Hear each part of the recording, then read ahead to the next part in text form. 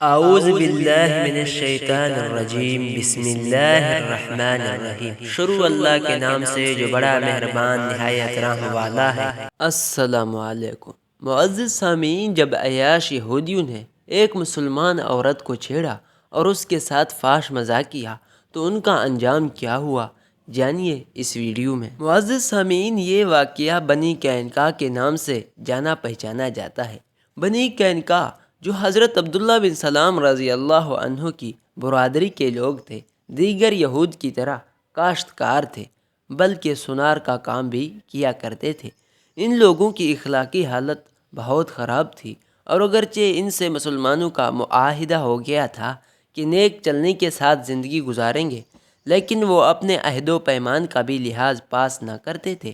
واقعہ کچھ اس طرح ہے۔ ایک دن ایک مسلمان عورت کسی گاؤں سے دودھ بیچنے کے لیے بنی قینقاع کے بازار میں آئی تو عیاش یہودیوں نے اس کو چھیڑا اور فحش مذاق کیا، جس پر اس نے دہائی دی اور شور مچایا۔ ایک صحابی اس راستے سے جا رہے تھے، انہوں نے مسلمان عورت کی طرفداری کی تو یہودیوں نے لڑائی شروع کر دی۔ اس عورت کو مذاق کرنے والا یہودی تو مارا گیا۔ یہ دیکھ کر یہودیوں نے مل کر اس صحابی کو مار ڈالا۔ مسلمانوں نے سنا تو یہودیوں پر چڑھ آئے اور اس بلوا میں دونوں جانب کے کئی آدمی مارے گئے۔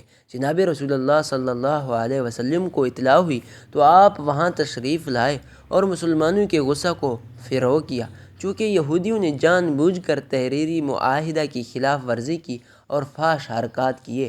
اس لیے جناب رسول اللہ صلی اللہ علیہ وسلم نے بنی قینقاع کے پاس گئے اور فرمایا، تم مسلمان ہو جاؤ یا مدینہ چھوڑ دو، مگر انہوں نے آپ کی ارشاد کی پرواہ نہ کی اور بے باکانہ اور گستاخانہ جواب دیے اور کہا کہ جنگ بدر کی کامیابی سے دھوکہ نہ کھائیں۔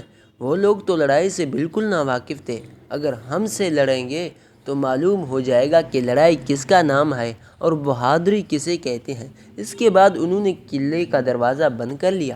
جناب نبی اکرم صلی اللہ علیہ وسلم نے قلعے کا محاصرہ کر لیا۔ 15 دن کے بعد یہودیوں نے ہتھیار ڈال دیے اور دروازہ کھول دیا۔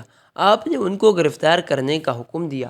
غداری کی سزا تو قتل ہی ہو سکتی تھی، لیکن عبداللہ بن ابی رئیس المنافقین نے سفارشی بن کر بااصرار عرض کیا، یا رسول اللہ صلی اللہ علیہ وسلم، ان پر ترس کھائیے اور میری خاطر ان کو اجازت دیجیے کہ اپنی جانیں لے کر جہاں سے چلے جائیں۔ آپ نے ان کی سفارش قبول فرمائی اور یہودی مدینہ چھوڑ کر ملک شام میں چلے گئے۔